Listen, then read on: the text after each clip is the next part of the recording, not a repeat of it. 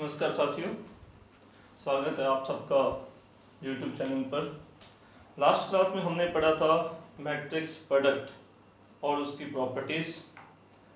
तो बहुत सारी प्रॉपर्टीज़ आपको पिछली क्लासेस के अंदर बताई जा चुकी है मैट्रिक्स प्रोडक्ट की। एक दो प्रॉपर्टीज़ और हैं मैट्रिक्स प्रोडक्ट की, वो देखते हैं, फिर आज का टॉपिक शुरू करेंगे। मैट्रिक्स प्रोडक्ट की प्रॉपर्टी है वो है आइडेंटिटी एलिमेंट, तत्समक अवयव। तत्समक अवयव मैट्रिक्स प्रोडक्ट के अंदर आइडेंटिटी एलिमेंट एग्जिस्ट करता है। किसी वर्ग मैट्रिक्स को उसी क्रम की इकाई मैट्रिक्स के साथ गुना किया जाए लेफ्ट साइड से और राइट साइड से, तो वो ए मैट्रिक्स वही मैट्रिक्स हमें प्राप्त होती है। यानी कि किसी भी वर्ग मैट्रिक्स के लिए उसी कोटि की जो इकाई मैट्रिक्स होती है वो तत्समक अवयव का काम करती है। यानी कि ये 3 गुना 3 की कोई भी वर्ग मैट्रिक्स है तो उसको 3 गुना 3 की इकाई मैट्रिक्स के साथ गुना करेंगे तो वही मैट्रिक्स हमें प्राप्त होती है। यानी कि मैट्रिक्स प्रोडक्ट के अंदर आइडेंटिटी एलिमेंट एग्जिस्ट करता है। लास्ट क्लास में हमने बताया था कि कम्यूटेटिव नहीं होता लेकिन एसोसिएटिव होता है, कैंसलेशन लॉ को फॉलो नहीं करता, डिस्ट्रीब्यूटिविटी को करता है। और एक प्रॉपर्टी जो बताने में रह गई थी वो थी आइडेंटिटी एलिमेंट एग्जिस्ट करती है। एक प्रॉपर्टी मैट्रिक्स प्रोडक्ट की और आपको बतानी थी कि अगर किसी भी मैट्रिक्स को हम जब आइडेंटिटी के साथ गुना करते हैं तो ए आता है, तो ए आई इक्वल टू आई ए तो हमेशा होता है, लेकिन ए इंटू बी सामान्यतः बी इंटू ए नहीं होता। ये हमने पढ़ा था। मैट्रिक्स प्रोडक्ट कम्यूटेटिव नहीं होता जनरली, लेकिन A into B equal to B into A किसी विशेष केस में हो सकता है। और इस केस में कब होगा?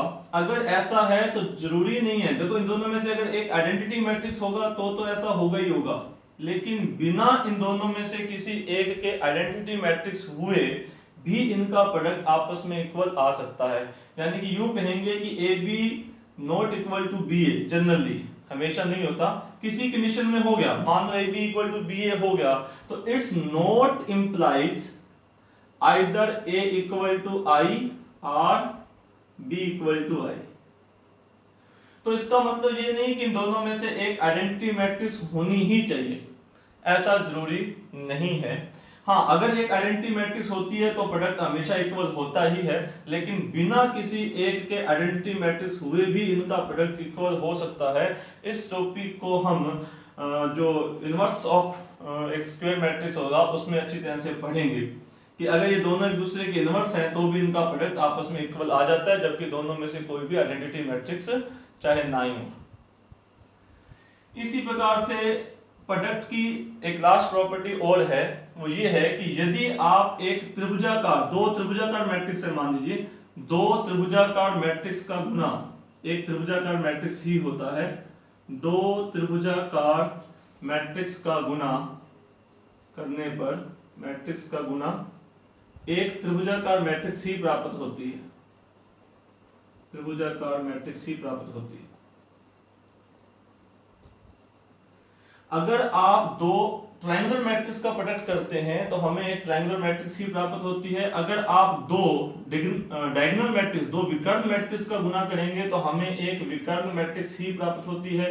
अगर दो अदिश मैट्रिक्स का गुना करते हैं तो हमें एक अदिश मैट्रिक्स ही प्राप्त होती है।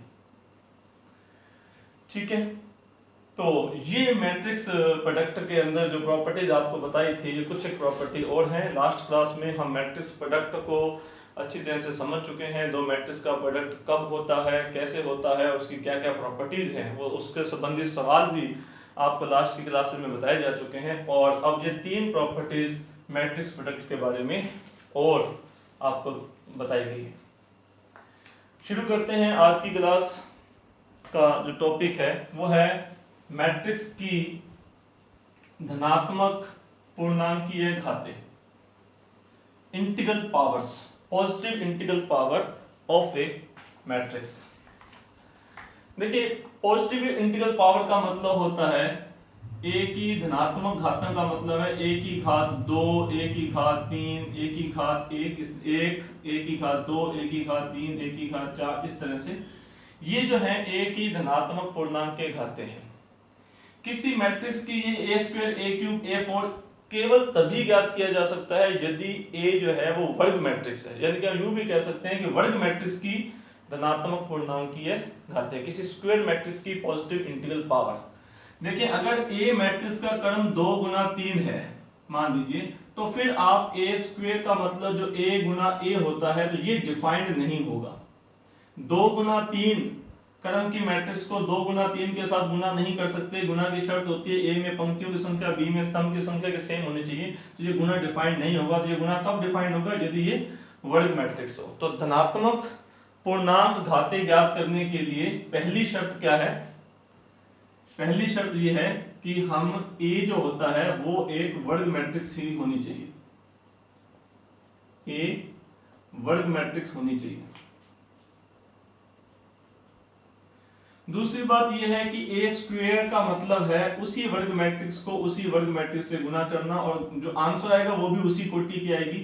A क्यूब का मतलब क्या है? फिर A स्क्वायर इंटू A। इस प्रकार से आप A की पावर n का मतलब है A इंटू A कितनी बार? n बार, n टाइम्स। ये तो हुआ इंटीग्रल पावर्स। किसी भी वर्ग मैट्रिक्स की पावर अगर हम 0 लिखते हैं तो इसे आइडेंटिटी मैट्रिक्स से डिफाइन किया जाता है, परिभाषित किया जाता है। It's defined. डिफाइंड का मतलब ये है कि हम इसे कोई मैथमेटिकली प्रूफ नहीं कर सकते हैं, इसका जो रिजल्ट है उसको हम डिफाइन करते हैं, परिभाषित करते हैं, और z सही है लेकिन मैथमेटिकली प्रूफ नहीं है। और A की पावर 0 करने पर आइडेंटिटी आएगा, तो इसका जो कोटि है वो इस वर्ग मैट्रिक्स की कोटि के इक्वल है। किसी भी ऑर्डर की जो वर्ग मैट्रिक्स है उसकी पावर 0 करेंगे तो उसी कोटि की हमारे पास आइडेंटिटी मैट्रिक्स हमें प्राप्त होती है। इंटीग्रल पावर्स की प्रॉपर्टीज और क्या हैं? जैसे A की पावर m है, फिर उसकी पावर n है, तो इक्वल टू क्या होता है? A की पावर n इक्वल की पावर n, यानी किसके इक्वल होता है? A की पावर m इंटू n, ये इसके इक्वल है। ठीक है, और इसकी क्या प्रॉपर्टीज है इंटीग्रल पावर्स की? कुछ रिजल्ट और हैं जो वर्ग मैट्रिक्स की पूर्णांकीय घात से संबंधित है, वो देखते हैं। जैसे आइडेंटिटी मैट्रिक्स की अगर आप कोई भी पावर करते हैं तो इक्वल टू क्या आता है? Identity matrix. आप आइडेंटिटी मैट्रिक्स की पावर 2 करेंगे, 3 करेंगे, कितनी भी पावर करते हैं, पॉजिटिव इंटीग्रल पावर करते हैं, तो हमारे पास आंसर उसी कोटि की ही एक आइडेंटिटी मैट्रिक्स हमें प्राप्त होती है। और A की पावर m इंटू A की पावर n इक्वल होता है A की पावर m प्लस n के। इसके अलावा पूर्णांक घात की जो विशेषताएं हैं वो इस तरह से है। A प्लस B का स्क्वायर, मान लीजिए A व B समान कोटि की वर्ग मैट्रिक्स है, तो इसका स्क्वायर का मतलब हुआ कि A प्लस B को A प्लस B के साथ गुना किया जाए, और अगर A प्लस B को A प्लस B के साथ गुना करते हैं तो A इंटू A हमारे पास आता है A स्क्वायर, फिर A इंटू B आता है, फिर B को A के साथ करते हैं तो B इंटू A आता है, और फिर B को B के साथ करते हैं तो B स्क्वायर आता है। हम जानते हैं कि A इंटू B और B इंटू A हमेशा इक्वल होना जरूरी नहीं है, जनरली इक्वल नहीं होता, तो इसलिए हम इसको प्लस नहीं कर सकते और 2AB नहीं लिख सकते। तो मैट्रिक्स प्रोडक्ट के अंदर A प्लस B का square A square plus AB BA और प्लस का BA स्क्वायर होता है। और इसी तरह से अगर A माइनस B का स्क्वायर है तो हम उसको लिखेंगे A का स्क्वायर, फिर माइनस का AB और माइनस का BA और प्लस का B स्क्वायर, यानी कि माइनस का 2AB नहीं होता। इसी प्रकार अगर आपसे पूछा जाए कि A square minus B square, sorry, अगर आपसे पूछा जाता है कि A plus B into A minus B, तो A प्लस B को हम अगर मैं A माइनस B से गुना करता हूँ तो A इंटू A हमारे पास आता है A स्क्वायर, फिर A इंटू ये आता है माइनस का AB आएगा, और ये आएगा प्लस का BA, और फिर आएगा माइनस का B स्क्वायर, यानी कि ये भी A square minus B square के इक्वल नहीं होता। हाँ, A plus B into A minus B A square minus B square के इक्वल कब हो सकता है? अगर ये आपस में कैंसिल हो जाता, और ये कैंसिल कब होगा? यदि AB equal to BA। If AB equal to BA, यदि AB और BA आपस में इक्वल हैं, यानी कि मैट्रिक्स मल्टीप्लिकेशन कम्यूटेड है उस कंडीशंस के अंदर, तब हम कह सकते हैं कि A square minus B square equal होगा A प्लस B इंटू में A माइनस B। तो जनरली a प्लस बी गुना a minus B A square minus B square के इक्वल नहीं होता। इंटीग्रल पावर से संबंधित एक और इम्पोर्टेंट रिजल्ट है हमारे पास कि अगर मान लीजिए हमारे पास कोई डायगोनल मैट्रिक्स है, A is equal to diagonal matrix और उसके अंदर जो टर्म्स हैं वो लैम्डा 1, लैम्डा 2 और लैम्डा 3। हमने 3 गुना 3 की वो एग्जांपल के लिए एक डायगोनल मैट्रिक्स लिख दी। तो अगर इसकी पावर n की जाती है तो फिर इक्वल टू आता है डायगोनल मैट्रिक्स लैम्डा 1 की पावर n, लैम्डा 2 की पावर n और लैम्डा 3 की पावर n। इसका मतलब ये हुआ, एग्जांपल लेते हैं हम कि मान लीजिए मेरे पास कोई एक डायगोनल मैट्रिक्स है 2 0 0 0 2 0 0 0 2। एग्जांपल के लिए मैंने तीनों वैल्यू सेम ले ली, चलो आप अलग ले लीजिए। बार 2 3 4 मान लीजिए मैंने पावर ले ली टर्म्स। तो अगर मैं इसकी पावर करता हूं 5 तो इक्वल टू मेरे पास आएगा 2 की पावर 5 0 0 0 3 की पावर 5 0 0 0 4 की पावर 5। इसका मतलब ये आप इसका प्रोडक्ट करके चेक कर सकते हैं। आगे जाकर हम जब आइगन वैल्यूज वगैरह पढ़ते हैं या डिटरमिनेंट की वैल्यू पढ़ते हैं तो ये बात बताई जाती है कि किसी भी डायगोनल मैट्रिक्स के अंदर ये जो टर्म्स होती हैं, जो इसके डायगोनल के एलिमेंट होते हैं, वो इसकी आइगन वैल्यू होती है। और किसी भी वर्ग मैट्रिक्स जो विकर्ण मैट्रिक्स है उसकी सारणी का मान, वैसे तो किसी भी वर्ग मैट्रिक्स की सारणी का मान जो होता है वो उसकी आइगन वैल्यूज के प्रोडक्ट के इक्वल होता है। और क्योंकि इसकी आइगन वैल्यू यही होती हैं तो हम यूं कह सकते हैं कि किसी भी विकर्ण मैट्रिक्स की सारणी का मान इसके प्रोडक्ट के इक्वल होता है, lambda 1 into lambda 2 into lambda 3। ये हम सारणी के अंदर पढ़ेंगे कि इसकी सारणी का मान किसके इक्वल आएगा, लैम्डा 1, लैम्डा 2 और लैम्डा 3 के प्रोडक्ट के इक्वल आएगा। तो a की पावर n की सारणी का मान फिर किसके इक्वल आएगा, a की पावर n की सारणी का मान आएगा लैम्डा 1 की पावर n, लैम्डा 2 की पावर n और लैम्डा 3 की पावर n। इसका मतलब ये हुआ लैम्डा 1, लैम्डा 2 और लैम्डा 3 के प्रोडक्ट की पावर n। इसका मतलब ये हुआ कि सारणी a की पावर n। तो यूं कह सकते हैं कि अगर इसकी सारणी का मान पता है तो इसकी सारणी का मान कैसे ज्ञात करते हैं, a सारणी के मान की पावर का n। ये हम आगे जाकर सारणी में इस चीज को अच्छी तरह से दोबारा पढ़ेंगे। तो फिलहाल हमने अभी तक ये पढ़ा कि किसी मैट्रिक्स की जो इंटीग्रल पावर्स होती हैं उसका क्या मतलब है। तो पहली बात क्या बताई थी कि हम इंटीग्रल पावर किसकी ज्ञात कर सकते हैं, सिर्फ वर्ग मैट्रिक्स की ज्ञात कर सकते हैं। और a की पावर 2, a की पावर 3 का मतलब है उसी वर्ग मैट्रिक्स को खुद के साथ 2 बार 3 बार गुना करना। गुना करने पर जो मैट्रिक्स हमें प्राप्त होगी a की पावर 2, a की पावर 3 वगैरह वगैरह, वो उसी कोटि की ही हमें वर्ग मैट्रिक्स प्राप्त होती है। किसी वर्ग मैट्रिक्स की पावर 0 का मतलब होता है उसी कोटि की इकाई मैट्रिक्स का आना। उसके अलावा आपको बताया था a की पावर m इंटू a की पावर n बराबर होता है a की पावर m प्लस n वगैरह वगैरह। और एक बताया था आइडेंटिटी मैट्रिक्स की हम कितनी भी पावर करते हैं तो हमारे पास वही आइडेंटिटी मैट्रिक्स ही प्राप्त होती है। और उसके अलावा इंटीग्रल पावर्स के अंदर a प्लस बी का whole square, a minus B का होल स्क्वायर और a प्लस बी गुना a minus B a square minus B square के इक्वल नहीं होता। केवल तभी होता है यदि A B equal to B A, यानी कि मैट्रिक्स प्रोडक्ट जब कम्यूटेटिव हो किसी कंडीशन में तभी होता है। तो मैट्रिक्स की धनात्मक पूर्णांक घातों का थ्योरी जो है वो बेसिक जो है वो तो आपको बता दिएगा। अब हम करते हैं इस पर क्वेश्चन। मैट्रिक्स की धनात्मक पूर्णांक घात पर हमारे पास पहला क्वेश्चन है। क्वेश्चन नंबर हमारे पास है 6, पेज नंबर है हमारे पास 9। Question number 6, page number 9।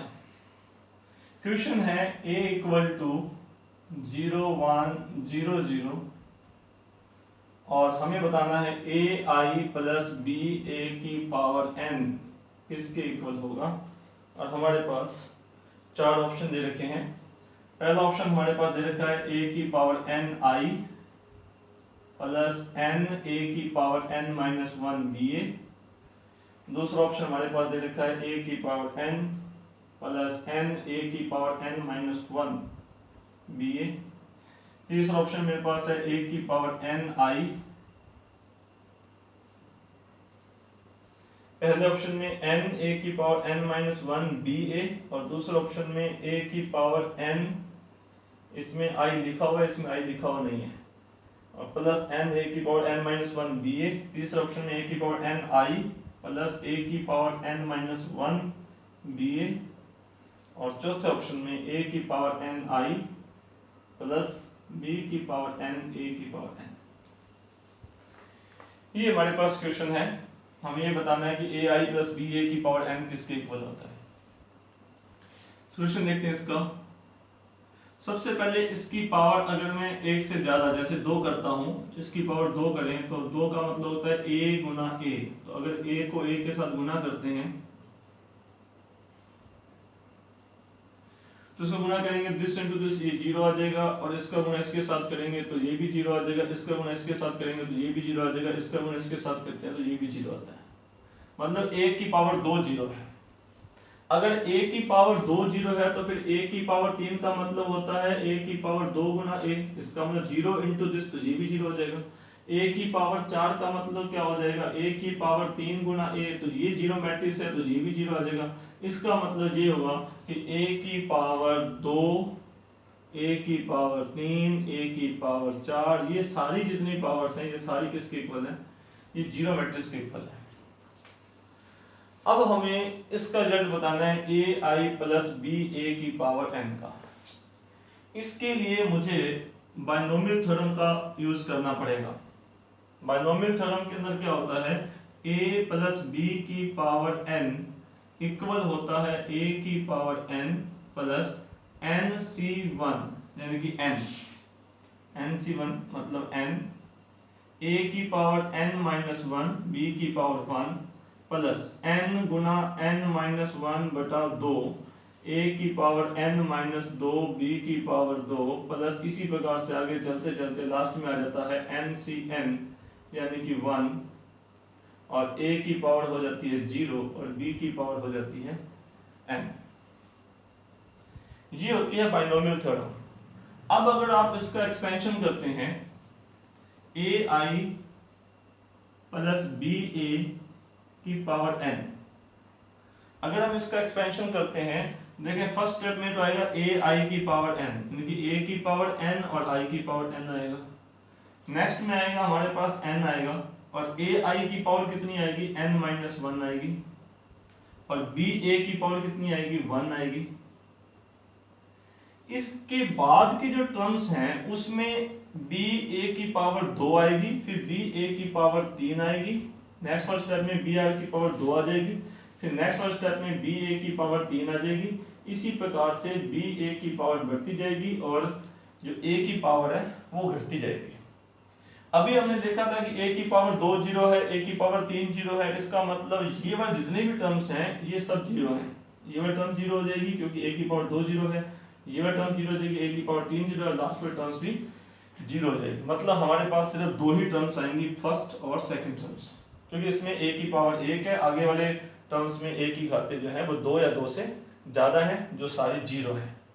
हमारे पास z क्या आएगा, a की पावर n, और आइडेंटिटी की कितनी भी पावर हो तो आई आता है, आइडेंटिटी मैट्रिक्स ही आती है, और प्लस आइडेंटिटी की पावर n माइनस 1 करोगे तो आइडेंटिटी मैट्रिक्स ही आएगी, और उसको a से गुना करोगे तो a आ जाएगा। तो हमारे पास आएगा n a की power n minus 1 b a। Identity matrix का a के साथ गुना करने पर a मैट्रिक्स आएगा, यानी कि हमारे पास आंसर आएगा a की power n i plus n a की पावर n माइनस 1 b, ये हमारा। तो ये था हमारे पास क्वेश्चन नंबर 6। इसके बाद है क्वेश्चन नंबर 27, पेज नंबर 10। इसी से मिलता जुलता सवाल है। क्वेश्चन नंबर है हमारे पास 27वां और पेज नंबर है हमारे पास 10।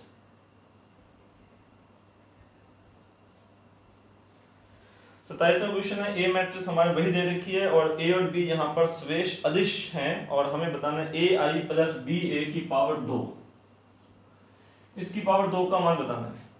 तो वैसे बिना ऑप्शन लिखे भी जैसा मैंने आपको बताया था कि इसकी पावर अगर मैं 2 करता हूँ तो पहले ऑप्शन में क्या आएगा, ए आई की पावर 2 आएगा, दूसरे ऑप्शन में क्या आएगा, ए आई की पावर एक आएगा 2 n ए आई की पावर कितनी आ जाएगी, 1 आ जाएगा, और साथ में कितना आ जाएगा, बी आ जाएगा, इसकी पावर भी 1 आ जाएगी, और नेक्स्ट वाला स्टेप 0 होगा क्योंकि इसकी पावर इसमें 2 हो जाएगी। ठीक है। नेक्स्ट वाले स्टेप में इसकी पावर 2, नेक्स्ट वाले सारे स्टेप 0 हो जाएंगे, तो हमें यहाँ पर सिर्फ 2 ही स्टेप आएंगे जैसा कि हमने लास्ट क्वेश्चन में किया था। तो हमारे पास आंसर क्या आ जाएगा, a square i plus 2ab a। Identity matrix को a के साथ गुना करेंगे तो क्या जाएगा, यानी कि ये हमारे पास उसका ऑप्शन था 2 नंबर। ये लास्ट क्वेश्चन से मिलता जुलता क्वेश्चन है हमारे पास। नेक्स्ट हमारे पास क्वेश्चन है क्वेश्चन नंबर 36।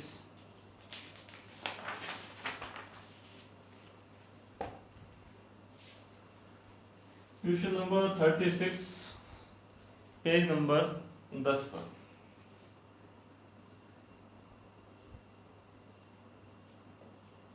क्वेश्चन नंबर 36 है, एक्स मैट्रिक्स हमारे पास दे रखी है 3 माइनस का 4 1 और माइनस का 1, और हमें बताना है x की पावर n, यहाँ पर n जो है वो नेचुरल नंबर है, x की पावर n किसके इक्वल है। और हमारे पास 4 ऑप्शन हमें दे रखे हैं, 3n, n, माइनस 4n और माइनस n। दूसरा ऑप्शन मेरे पास दे रखा है 2 plus n, 5 minus n, n minus n। तीसरा ऑप्शन मेरे पास दे रखा है 3 की पावर n, माइनस 4 की पावर n, 1 की पावर n और माइनस 1 की पावर n। और चौथा ऑप्शन है इनमें से कोई नहीं। ये 4 ऑप्शन आपको दे रखे हैं। इस तरह के जो क्वेश्चंस होते हैं इसको हम नेगेटिव जो अप्रोच होती है, नेगेटिव टाइप कहते हैं, बाय ऑप्शन की सहायता से आसानी से कर सकते हैं। जैसे सबसे पहले हम क्या करेंगे, चारों ऑप्शन में 3 ऑप्शन हमारे पास चौथा नंबर दीज है, इस ऑप्शन में n की जगह पर 1 रखेंगे, और n की जगह पर 1 रखने पर हमारे पास ये मैट्रिक्स आनी चाहिए। अगर n की जगह पर 1 यहाँ रखते हैं तो ये मैट्रिक्स आती है, n की जगह पर 1 यहाँ रखते हैं तो भी ये तो सही है, 3 आएगा, ये 1 आएगा, ये नहीं आएगा। ये 5 माइनस n लिखा हुआ है, और जहां हमारे 5 में से 1 घटाओगे तो हमारे पास माइनस का 4 नहीं आएगा। इसका मतलब ये हमारे पास आंसर नहीं है। अगर मैं n की जगह पर 1 रखता हूं तो ये वाली जो मैट्रिक्स है ये मेरे पास बनेगी 3 4 1 और माइनस 1, यानी कि x की पावर 1 का मान इस ऑप्शन के हिसाब से ये आना चाहिए। लेकिन हमें ये दिया हुआ है, यहाँ माइनस का 4 है, यहाँ प्लस का 4 है, इसका मतलब ये ऑप्शन गलत है। अगर यहाँ n की जगह पर 1 रखता हूँ तो 3 की पावर 1 3 आता है, माइनस 4 की पावर 1 माइनस 4 आता है, तो ये ऑप्शन भी सही है। तो या तो ये सही है या ये सही है, और हो सकता है कि दोनों से ना हो, लेकिन उम्मीद ये है कि दोनों में से एक ऑप्शन हमारे पास सही होगा। अब हम रखते हैं n की जगह पर 2। अगर n की जगह पर 2 रखा जाता है तो फिर हम सबसे पहले ज्ञात करेंगे एक्स स्क्वायर। हमारे पास एक्स स्क्वायर का मान कितना आता है, 3 माइनस 4 1 माइनस 1 का गुना करता हूं मैं 3 माइनस 4 1 माइनस 1 के साथ, तो गुना करने पर हमारे पास मैट्रिक्स आएगी 9 और माइनस का 4 तो 5 आ जाएगा, माइनस का 12 और प्लस का 4 तो माइनस का 8 आ जाएगा, प्लस का 3 और माइनस का 1 तो प्लस का 2 आ जाएगा, माइनस का 4 और प्लस का 1 तो माइनस का 3 आ जाएगा। ये मैट्रिक्स हमारे पास आती है जब हमने एक्स स्क्वायर का मान निकाला। अब हम ऑप्शन में n की जगह पर 2 रखते हैं और चेक करते हैं कि हमारे पास कौन सा सही है। एक बार चेक करते हैं, इसका गुना जब इसके साथ करेंगे हमारे पास तो 3 गुना 3 9 और ये कितना आएगा माइनस का 4 तो 5 आएगा। ठीक है, तो इसमें तो किसी भी ऑप्शन में n की जगह पर 2 रखने पर हमारे पास 5 नहीं आ रहा। क्वेश्चन में x का मान -4, तो अगर मैं n की जगह पर 2 रखता हूँ 3 गुना 3 9 और माइनस का 4 9 में तो 4 गया 5, n की जगह पर 2 रखने पर 5 ना इसमें से आ रहा है ना इसमें से आ रहा है, तो इस हिसाब से तो फिर नन ऑफ दिस। चेक कर लेते हैं इसका आंसर क्या दिया रखा है हमें। Question number 36 none of this, इनमें से कोई नहीं। तो n की जगह पर जब मैंने x स्क्वायर का मान निकाला तो यहाँ पर 5 आता है, और n की जगह पर 2 रखने पर ना तो यहाँ 5 बनता है ना यहाँ 5 बनता है। इसका मतलब तीनों ऑप्शन में से कोई सा भी ऑप्शन सही नहीं है। तो क्वेश्चन नंबर 36 का आंसर है 4 none of this. Next question है हमारे पास 46 नंबर क्वेश्चन है पेज नंबर 11 पर। Question number 46 page number 11। Question है हमारे पास अल्फा बीटा गामा और माइनस अल्फा का स्क्वायर इक्वल टू हमें दे रखा है आइडेंटिटी मैट्रिक्स। तो चार ऑप्शनों में से कौन सा ऑप्शन सही है? पहला ऑप्शन है 1 plus alpha square plus beta into gamma का मान 0 होना चाहिए, बीटा इंटू गामा। दूसरा ऑप्शन है 1 minus alpha square minus beta gamma का मान 0 होना चाहिए। तीसरा ऑप्शन है 1 minus alpha square plus beta gamma का मान 0 होना चाहिए। और चौथा ऑप्शन है alpha square minus beta gamma plus 1 का मान 0 होना चाहिए। इन चार ऑप्शनों में से हमें बताना है कि कौन सा ऑप्शन सही है। तो सिंपली मैट्रिक्स प्रोडक्ट करना है हमें। स्क्वायर का मतलब हो गया alpha beta gamma minus alpha का गुना कर देंगे हम किसके साथ? Alpha beta gamma minus alpha के साथ। और हमें इक्वल टू क्या दे रखा है? आइडेंटिटी मैट्रिक्स, उसी कोटि की। तो गुना करते हैं, दिस इंटू दिस करेंगे तो alpha square plus beta gamma, this into this तो अल्फा बीटा और माइनस अल्फा बीटा यानी कि 0 आ जाएगा। दिस इंटू दिस यानी कि alpha gamma minus gamma alpha यानी कि ये भी 0 आ जाएगा। और इसका गुना इसके साथ करते हैं तो beta gamma plus alpha square और इक्वल टू हमें दे रखा 1 0 0 1। तो इसकी वैल्यू 0 है, ये 0 के इक्वल है, इसकी वैल्यू 0 है, 0 के इक्वल है, इसकी वैल्यू कितनी होनी चाहिए? 1। यानी कि alpha square plus beta gamma की वैल्यू कितनी होनी चाहिए? 1। यानी कि हम यूं कह सकते हैं कि alpha square plus beta gamma minus 1 equal to 0।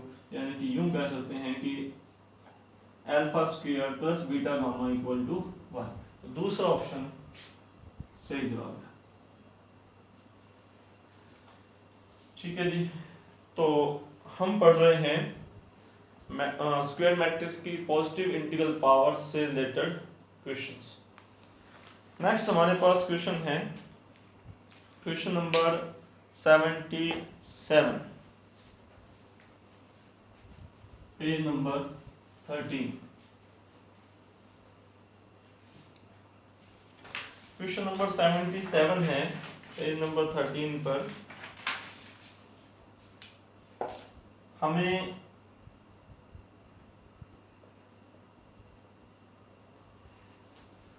A alpha की वैल्यू गिवन है। ए अल्फा इक्वल टू हमें दे रखा था cos alpha sine alpha minus sine alpha और कोस अल्फा। और हमें ए अल्फा इंटू ए बीटा किसके बराबर है ये बताना है।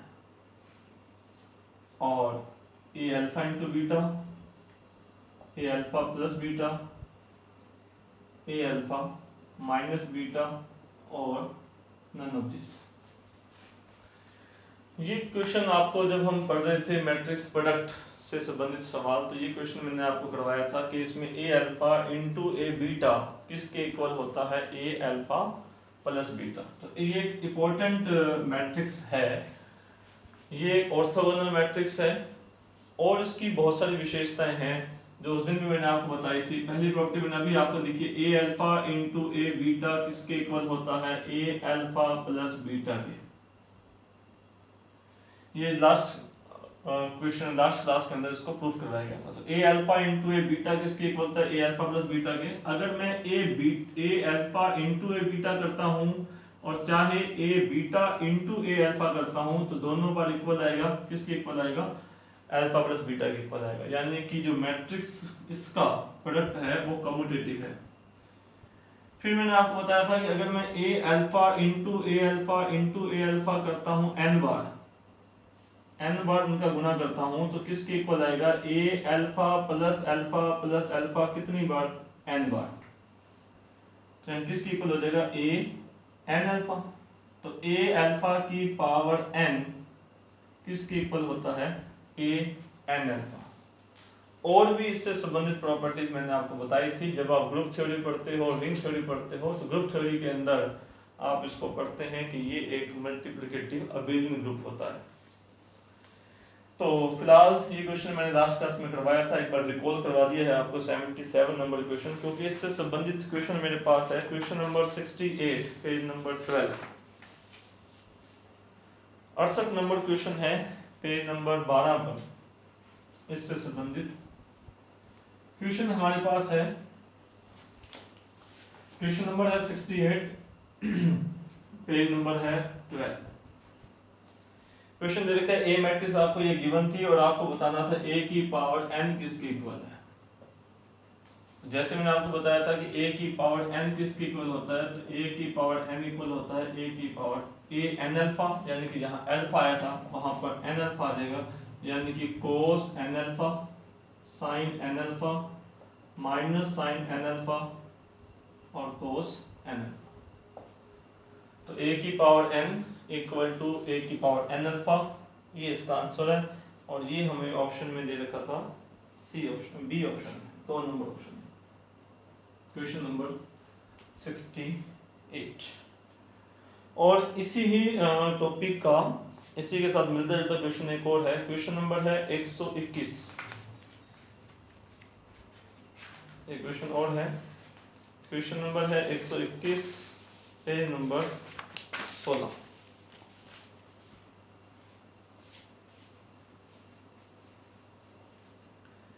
क्वेश्चन नंबर है हमारे पास 121 पेज नंबर है 16। हाँ जी, क्वेश्चन है P is equal to cos pi by 4 minus sine pi by 4 sine pi by 4 cos pi by 4। P का मान दे रखा है। X एक मैट्रिक्स गिवन है 1/√2 1/√2 कॉलम मैट्रिक्स है। देन तब हमें मान ज्ञात करना है p की पावर 3 इंटू x। p की पावर 3 इंटू x ये किसके इक्वल है, और हमारे पास 4 ऑप्शन दे रखे हैं। एक हमें दे रखा है 0 1, एक हमें दे रखा है -1 0, एक हमें दे रखा है -1/√2 1/√2, और चौथा हमें दे रखा है -1/√2 और -1/√2। ये 4 ऑप्शन दे रखे। तो अभी जो हम क्वेश्चन पढ़ रहे थे ये वही मैट्रिक्स है, cos alpha minus sin alpha sin alpha cos alpha, सिर्फ माइनस का फर्क पड़ता है, उससे फर्क पड़ेगा। और p की पावर 3 है, तो अभी मैंने आपको बताया था कि a की पावर n किसके इक्वल होता है, a की पावर n अल्फा। तो यदि आप p की पावर 3 का मान ज्ञात करते हैं तो p की पावर 3 का मतलब क्या हुआ कि जहां जहां अल्फा है वहां 3 अल्फा आ जाएगा। cos 3 pi by 4 minus sine 3 pi by 4 sine 3 pi by 4 और cos 3 पाई बाई 4। अब cos 135 का मान और sin 135 का मान, तो cos 135 का मान ज्ञात करने का या तो आप ग्राफ के तरीके से ज्ञात कर लीजिए, या फिर आप जानते हैं कि जो cos के मान होते हैं 90 के बाद 120, फिर 135, 150 और 180 के जो मान होते हैं उसकी सहायता से भी आप ज्ञात कर सकते हैं। जैसे मान लीजिए आप sin के मान लिखते हैं, तो sin 0 का मान 0, sin 30 का मान 1/2, sin 45 का मान 1/√2, sin 60 का मान √3/2, sin 90 का मान 1, sin 120 का मान √3/2 सेम मान, sin 135 का मान 1/√2, sin 150 का मान 1/2 और sin 180 का मान 0। cos के मान जब लिखते हैं तो cos 0 का मान 1 होता है, cos 30 का मान, cos 45 का मान, cos 60 का मान और cos 90 का मान, फिर cos 120 का मान -1/2 और cos 135 का मान -1/√2, cos 150 का मान -√3/2 और cos 180 का मान -1। cos सेकंड क्वाड्रेंट में नेगेटिव होता है, sin सेकंड क्वाड्रेंट में पॉजिटिव होता है, यानी कि साइन 135 कितना होता है 1/√2 और कोस 135 कितना होता है -1/√2। इसके अलावा मेथड भी होता है और ग्राफ की सहायता से भी आप बता सकते हैं कि इसका मान कितना होगा। तो कोस 135 की जगह पर कितना आएगा -1/√2, साइन 135 की जगह पर कितना आएगा +1/√2। तो ये हमारे पास p की पावर 3 का मान ज्ञात हो जाएगा। ये p की पावर 3 मैट्रिक्स का मान है और इसका मुझे गुना करना है x कॉलम मैट्रिक्स के साथ। तो यहाँ से 1/√2 कॉमन आ जाएगा, तो p की पावर 3 इंटू x मैट्रिक्स, तो इसमें से 1/√2 अगर कॉमन ले लेते हैं हम, तो माइनस भी कॉमन ले जाए आप, माइनस भी कॉमन, तो यहाँ पर कितना आ जाएगा 1 1 -1 1 इंटू, और x मैट्रिक्स हमारे पास कितनी दे रखी है, उसमें से भी 1/√2 कॉमन ले सकते हैं, तो 1/√2 इसमें से भी कॉमन ले लेंगे, तो यहाँ कितना आ जाएगा 1 और 1। तो -1/√2 इंटू 1/√2 कितना आ जाएगा -1/2। और अब बात आती है इसका गुना इसके साथ करेंगे, तो दिस इंटू दिस कितना आ जाएगा 1 कितना आ जाएगा हमारे पास, ये 2 आ जाएगा, ऐड हो जाएगा दोनों, इसका गुना इसके साथ 2 आ जाएगा और इसका गुना इसके साथ करेंगे तो 0 आ जाएगा। ठीक है, तो इसका अगर अंदर गुना कर देंगे तो हमारे पास आंसर आ जाएगा -1 और 0, ये आ जाएगा, यानी कि ऑप्शन नंबर 2। तो आज की क्लास में हमने ये देखा, एक तो जो मैट्रिक्स प्रोडक्ट हमने लास्ट क्लास में पढ़ा था उससे संबंधित कुछ प्रॉपर्टी रह गई थी वो आपको बताई थी, और फिर हमने टॉपिक शुरू किया था आज मैट्रिक्स की integral power, positive integral power, a की पावर 2, a की पावर 3 या a की power n is any natural number, तो एनी होल नंबर, तो उस पावर्स क्या होती हैं उसके बारे में हमने पढ़ा था और कुछ उसकी प्रॉपर्टीज आपको बताई थी, और फिर उससे संबंधित जो सवाल हैं वो हमने डिस्कस किए। बाकी और सवाल जो हैं वो नेक्स्ट क्लास में डिस्कस करेंगे। आज की क्लास का इतना ही, थैंक यू। अगर आपको कोई डाउट है तो आप जो कमेंट बॉक्स है उसमें लिखें, हम उसकी कोशिश करेंगे उसका सोल्यूशन आपको बताने के लिए। और ये क्वेश्चन जो है, अगर कोई पहली बार वीडियो देख रहा है तो ये क्वेश्चन जो है ये हमें जो टेलीग्राम लिंक है जिसका डिस्क्रिप्शन में आपको लिंक दे रखा है टेलीग्राम का, उस चैनल के ऊपर PDF अवेलेबल करवाई गई है, वहाँ से आप देख सकते हैं। ठीक है, थैंक यू सो मच।